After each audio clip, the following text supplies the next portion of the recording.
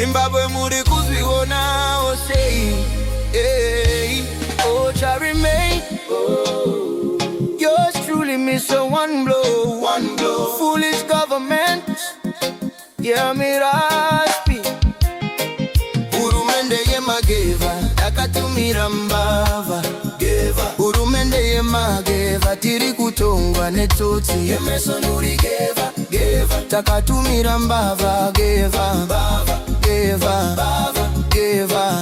matsotsi. Hurumende yembava tiri kutongwa negeva mbava tsotsi. Takatumira from bad to worse. Tishiva kuna baba bona. Unogona ona. Greetings, good people. My name is DJ Holly and welcome to Point 5 Creative Studios, your favorite platform by YouTube. Zvamanje ndosaka muchigara muri pana apa. Right, hanzi vamunangagwa vana nyadzi.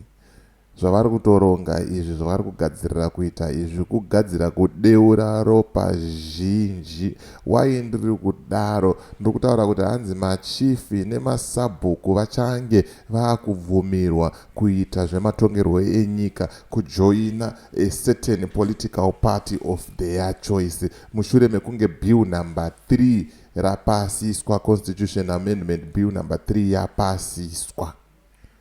But pane nyaya manje ndepekuti sabhuku vanenge vari veMDC vachitonga vanhu vezanu.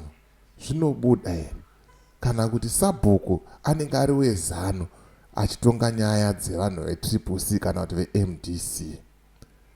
No matter how hard we try, no matter how hard we want to be free and fair, panozoita kabias kayakaye karipo muvanhu, even kumatare edzimhosva, kumajaji chaiwo anenge akapika ari under oath, anotozongoona kuti dzimwe nyaya idzi rega tingofevhera uyu. Imimi vanhu motozviona kuti apa tarigwama, apa tabirirwa, apa zviri pachena kudaro.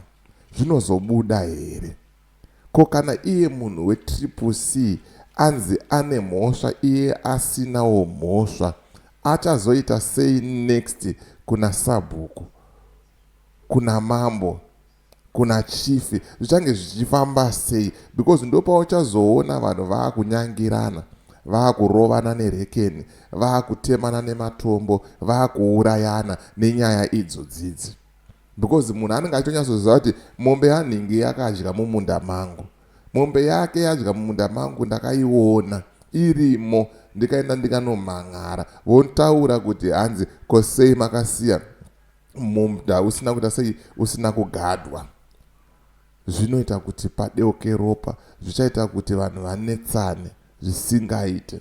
Panapa toda kuti timbopinda muvhidhio randinaro panapa timbonzwa kuti vakuru vari kuti chii nazvo, because most of the time ini ndichifollowa matsimba matsoka evanhu vakuru kuti ndinzwewo pfungwa dzavo kuti vanenge vachiti chii uyezve zvakamira sei. Mashoko ari kubuda panapa zviri kunzi hanzi vamunangagwa vana nyadzi nezvavari kuda kuita izvi. Regai tipinde muvhidhio muzvionere mega. But ndisandapinda muvhidhio iri ndokuti kana une bhizimusi raunaro rauda kushambadzirwa, ndibate namba dzangu ndo dziri paskrini idzo. Kana une nyaya yaunayo yauri kuda kuti ndifambire, ndibate futi pasame number. Ipapo tinofambira nyaya dzacho tisingatye, tisingavhunduke, tisingakwate madinga eZANU-PF anoda kuvhundutsira vanhu. Handitika regai tipinde muvhidhio redu tizvinzwire kuti zviri kumhoya sonzi chii apo. Varume, Mnangagwa handiziwe kuti dziri kunyatsodhonza here dzapresident. Handiziwe hangu. Kana kuri kutukwa kachituko ichi chikuru, zvinonyadzisa varume, and handise kuzvitaura. I must say it. Mnangagwa haungati madzimambo nana sabhuku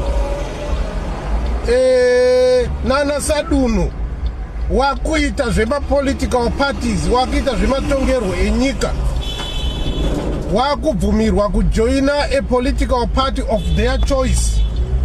Haungadaro Mnangagwa kuita collapse, kudonedza nyika zvakadaro, kuda kuunza zhonga zhowe munyika. Aiwa, haungadaro kuti Sabhuku anenge ari weZANU PF, vamwe vaari kutonga imomo mudunhu rake ndewe Triple C or any other party.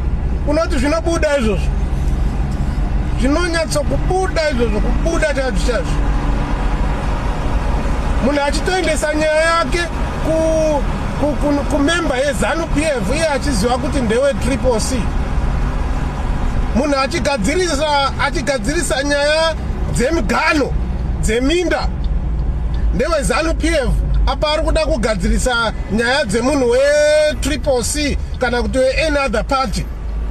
Aiwa president, aiwa kuda kutonga kwenyu ka kusvika mafa muri pachigaro ka handi zvozva zvinoitwa. Dai maingobira henyu maelections acho zvinenge zvitori nani dhani zvamakuita izvo zvinonyadzisa. Kunonzi kunyadzisa president. Nyaraiwo vanhu veZimbabwe, munyarai. Yes, aiwa hazviite zvamuri kuda kuita izvi, hazviite. Indawa musina nyadzi kana ngonyarawo kuti no level randasvika iri hariste. Mugabe wanenge ane hutsinye hukuru chaizvo. Mugabe enge ane hutsinye hukuru hunotozikana pasi rese, but aitoita zvinhu zvake nenyadzi. Aitosvika pakunyarawo, haana kumbosvika level iri ramuri kusvika iri. Aiwa, but isisu ezi vana veZimbabwe ka chinhu ichi ka tichachifaita.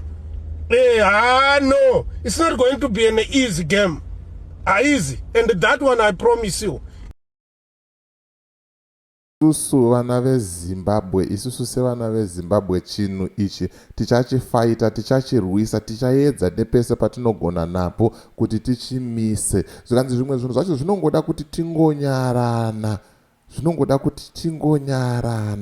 kuti tingosiya zvakadaro, tingoregedza, tingosiya zvichingoroveka murwero wakaita sei wanga uripo iwowo, kwete kuda kuchinja zvinhu nekuda kugadzirisa zvinhu kuti utonge kusvikira Jesu achidzoka.